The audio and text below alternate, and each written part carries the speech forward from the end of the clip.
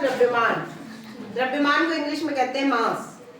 अब ये संख्या आप लोगों को पढ़ना है। संख्या छोटी दिख रही है कि बड़ी? बड़ी। इस संख्या को कौन पढ़ के बताएगा? हाथ ऊपर करो। इस संख्या को कौन पढ़ के बताएगा? बता सकता है? अच्छा कोशिश करो इकाई दहाई से पढ़ो। इकाई दहाई सैकड़ा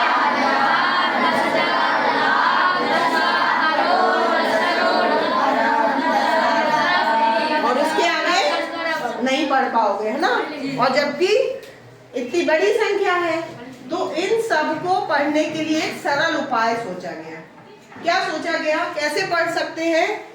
इससे पहले तुम लोगों ने देखो घात नाम सुना है? घात नहीं सुना। अब हम इसको ऐसा लिख दें, यदि अंक कौन कौन से हैं?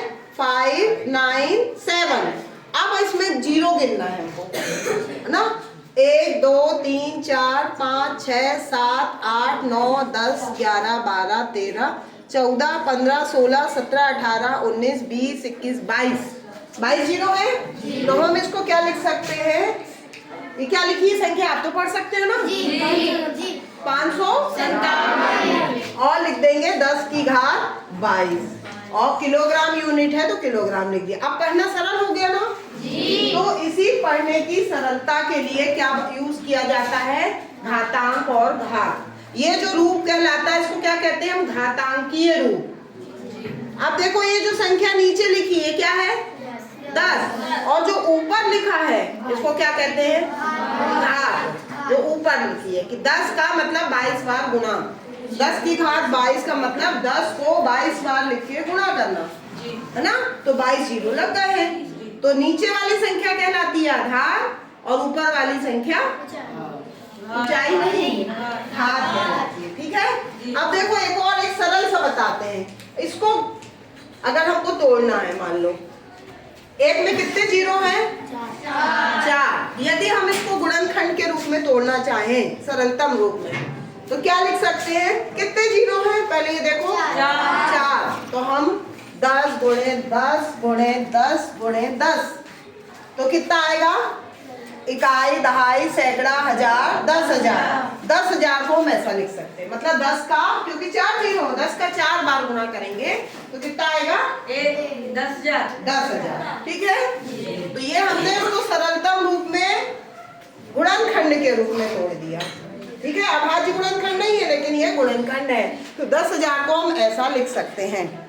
ठीक है, समझ में आया? अब हम आपको प्रश्नावली का एक प्रश्न देते हैं, है ना? कोई आके यहाँ बच्चा करेगा। पहला सवाल है ना, 2 की घात 6 बोल रहे हैं, इसका मान ज्ञात कीजिए। इसी आधार पर 2 की घात 6 इसका मतलब क्या है? आधार क्या है इसमें पहले ये बताओ आप लोग? 2 और घात क्या है? 6। अब इसको हल करना है। कोई बच्चा कर सकता है आके? 2 की घात 6 का मतलब अभी हमने इसका मतलब क्या बताया आपको? 10 की घात 22 का, कि 10 का 22 बार।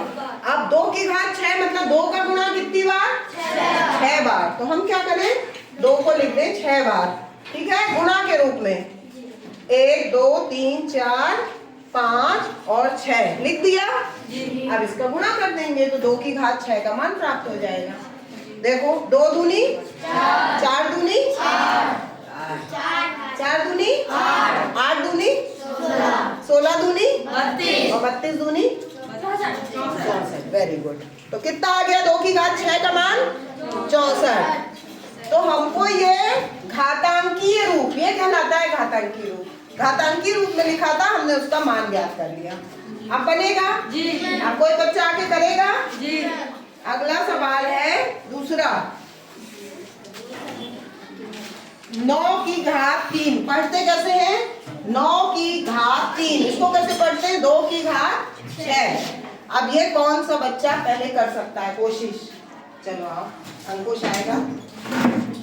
इसके बाद हम कोड कॉलिंग से नाम निकालेंगे। जिसका नाम आएगा उसको करना पड़ेगा, इसलिए सब लोग अच्छे से समझो।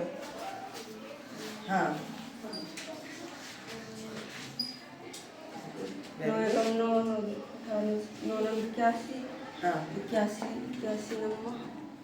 अगर ओरल नहीं बन रहा है तो आप लिख के गुणा कर लो। देखो बाकी लोग, अब किसी का भी नाम आ सकता है।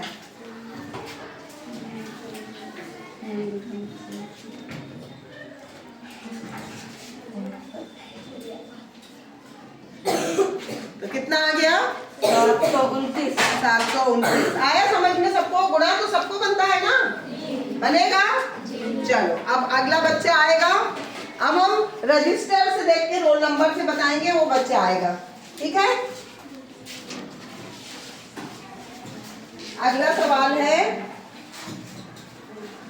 चौथे नंबर का, ये छोड़ के 5 की घात 4। 5 की घात 4। अब हम देखते हैं वो बच्चा आएगा, ठीक है? रजिस्टर से कोल्ड कॉलिंग, किसी का भी नाम आ सकता है। फर्स्ट रोल नंबर किसका है? आओ।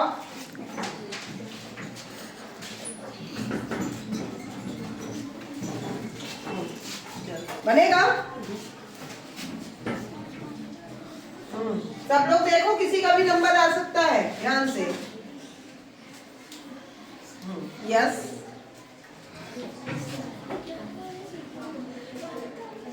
सही कर रहा है ये? और कौन कोशिश कर? हाँ चलो, उसको गलती समझ में आ गई। हाँ चलो,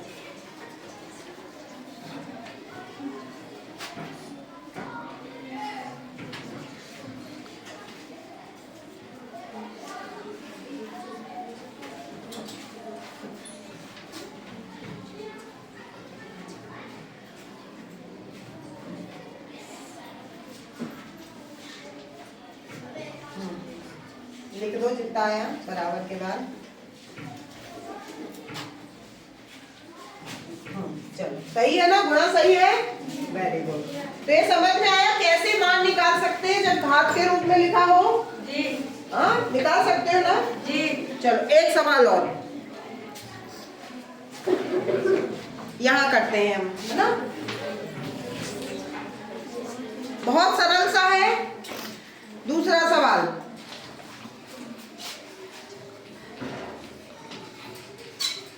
इसको आपको अब हमने बता दिया घात क्या होती, घात समझ गए ना? घातांकी रूप में लिखना है। और कोई? चलो उसने हैंड रेज किया। और कोई? प्रेम मिलन, अब दूसरा बच्चा है, तुम दोनों का हो गया। हाँ प्रेम मिलन, इसको घात के रूप में लिखना है, घातांकी संकेतन के रूप में। उसका उल्टा करना है। यस, हाँ बिल्कुल सही है। सही है।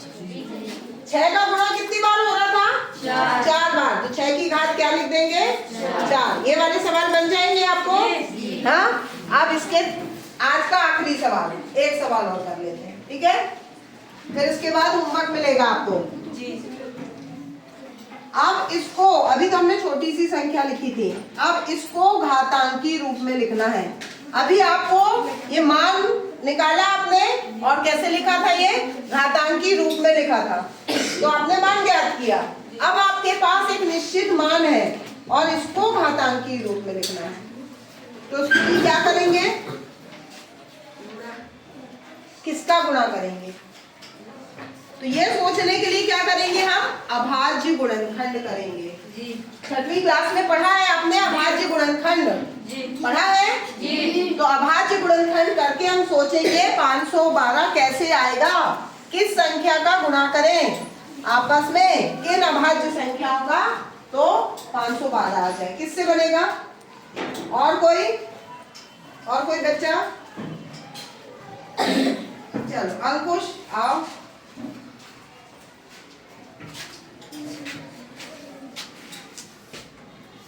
पाँच 512 के गुणनखंड देख लो सब लोग। यस, जिनको डायरेक्ट नहीं बनता है वो लोग क्या कर सकते हैं?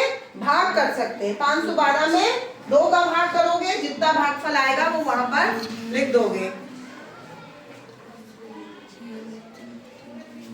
सही कर रहा है ये? आ जाओ। आपको यदि ओरल नहीं बनता तो आप भाग कर सकते हो, है ना? चलो ये करेगा। चलो सबको मौका मिलेगा, कोई बात नहीं, गलत हो गया तो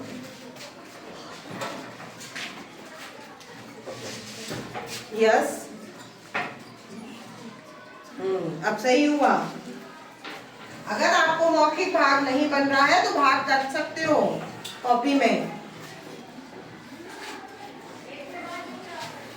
इसके पहले वाला मिटा दें हम ना, थोड़ा सा रुक जाओ बेटा। है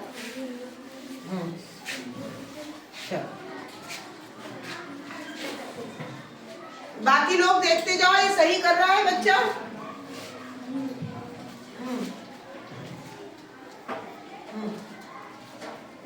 गुणनखंड इसका 2 का भाग कर रहा है। इकाई में जब 0, 2, 4, 6, 8 हो, है ना, तब तक 2 का भाग जाता जाएगा।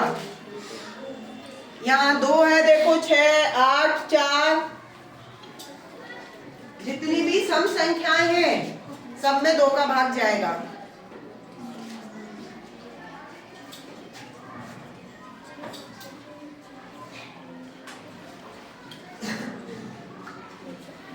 यस, हाँ वही कर लो। हाँ ठीक है, सही है। अब आप क्या गिनोगे? कितनी बार 2 आया है, अब आप गिनो।